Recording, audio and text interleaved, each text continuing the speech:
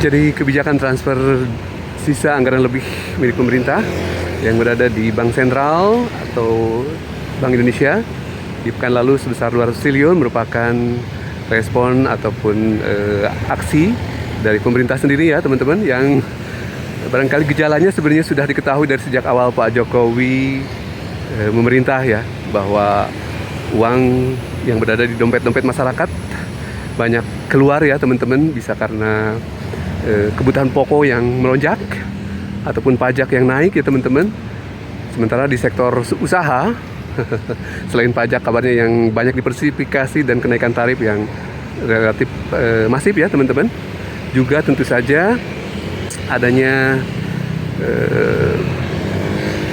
liberalisasi perdagangan, dalam hal ini impor yang tak terkendali akibat kebijakan pemerintah di sektor perdagangan, juga banyak menutup sektor usaha seperti tekstil,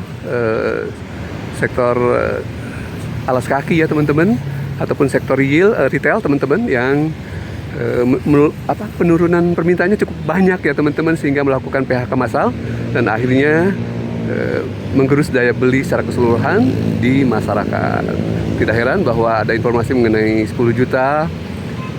kelas menengah yang turun kasta ke kelas menengah rentan ataupun kelas miskin akibat dari kebijakan pemerintah yang ekstra ketat dalam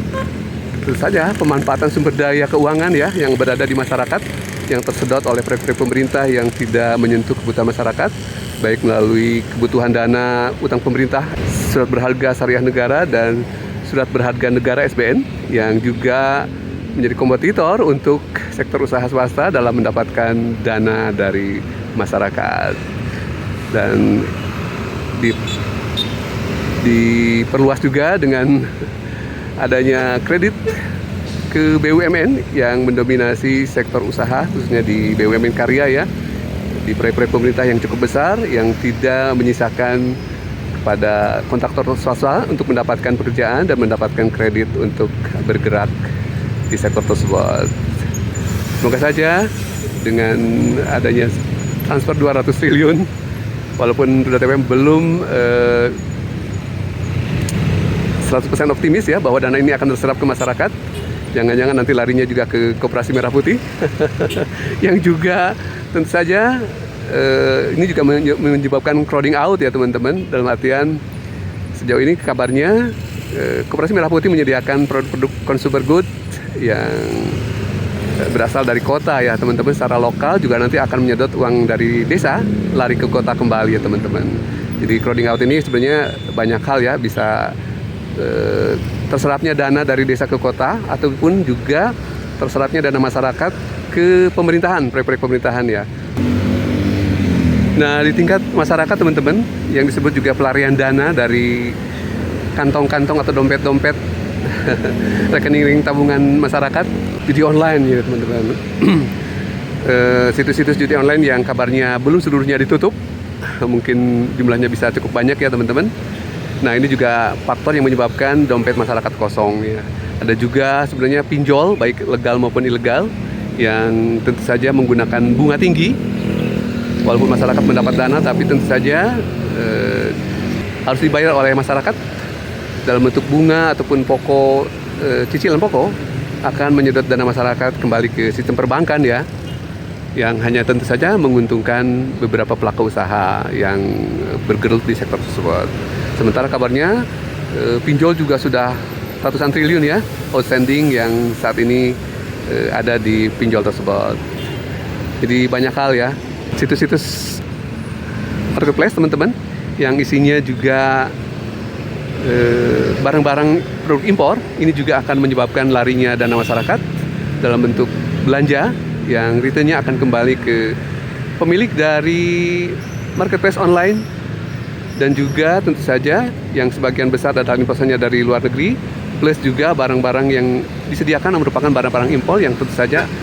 returnnya akan kembali ke mereka. Jadi banyak hal yang menyebabkan pelarian dana ya yang dilakukan oleh masyarakat ataupun atas kebijakan pemerintah juga, sehingga berdampak pada surutnya dana yang berada di masyarakat dan berujung pada barangkali PHK massal, penurunan daya beli dan lainnya. Semoga saja ini menjadi kesadaran di rejim baru ya, walaupun mungkin terlambat ya, setelah 10 tahun berjalan baru ada semacam upaya mengembalikan dana yang dikuasai oleh pemerintah di Bank Sentral dalam bentuk sisa anggaran lebih untuk transfer ke Bank Nasional, di antaranya 5 bank himbara milik negara. Nah, yang terbaru, gejala ataupun fakta-fakta crowding out atau larinya dana masyarakat ke pihak-pihak tertentu atau berkumpul di satu